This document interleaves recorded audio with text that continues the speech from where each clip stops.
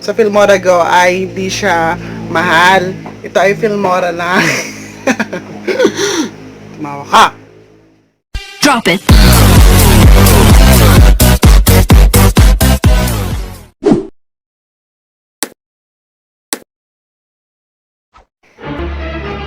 Hi! Hello mga kapota, ako nagbabalik upang kayo aking makasama. Ako lang to si Pot Pot. Nagsasabing lahat tayo ay may angking harot. Yes, charot.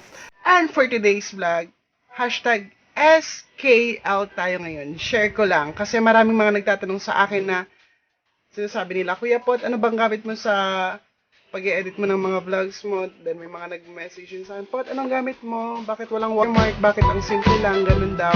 So ako naman, sabi ko sa kanila, abangan nila kung ano yung gagamitin ko. Sabi ko sa kanila is, iba-vlog ko kung ano yung gagamitin ko.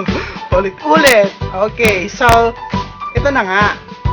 Ang ginagamit ko lamang is Filmora Go. And for your information, mga Bezi Wap, ang ginagamit ko lamang po sa pag-edit is cellphone kasi napakadali and kahit saan ka pumunta pwede kang mag-edit. So, itong Filmora Go, napaka-basic lang niya. As in, napaka-basic niya lang. As in, basic na basic na basic. So, basic lang po siya. Opo. Yes po, basic po siya. Basic lang siya. At talagang, nung nagsisimula ka pa lamang sa YouTube, tapos wala kang editor, hindi ka ganun ka-techy. Wow, ka-techy. Techy, wow. So, kung hindi ka ganun ka-techy, kung hindi ka ganun kagaling sa gadget, sa laptop, so, pwedeng-pwede yung Filmora Go. And mamaya, ipapakita ko sa inyo kung ano ba yung mga features ng Filmora Go. So, dati, nung nagsisimula pa lamang ako sa YouTube, mga kapota, I mean, nahirapan ako sa pag-i-edit kasi ang gamit ko pa nun is KineMaster. KineMaster, yes. At yung phone ko lang dati, ang baba nung storage. So, nagtry akong mag-edit doon.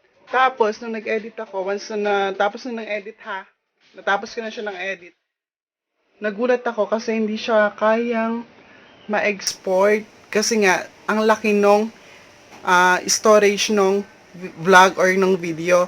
Pero dito kasi sa Filmora, as in, nabigla ako nung una kong edit, which is yung Subo o Subok Challenge. Panoorin nyo yun mga kapota. Napakasaya nun with Renslu.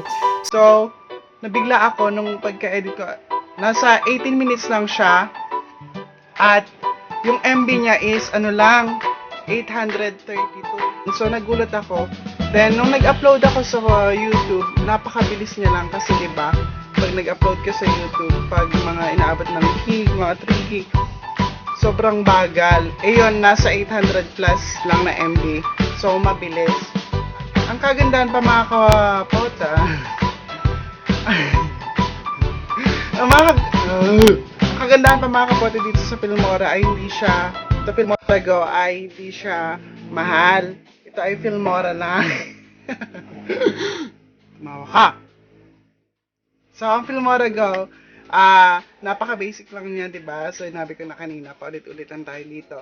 At, meron siyang mga tools at mga features na pwedeng ma-download just like presets, mga overlays, may mga themes din siya for making an intro, mga ganon. So, meron siyang, pwede kang mag-download ng mga iba't ibang features doon.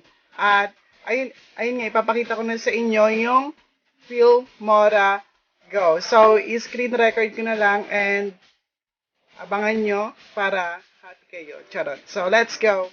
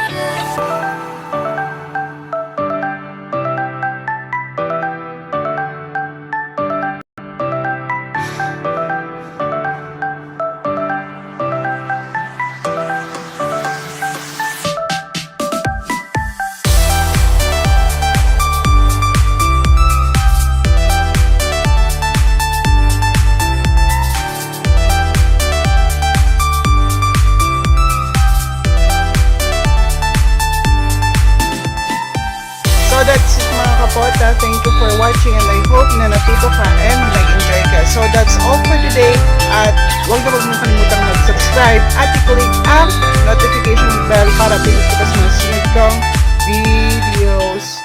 Bye-bye!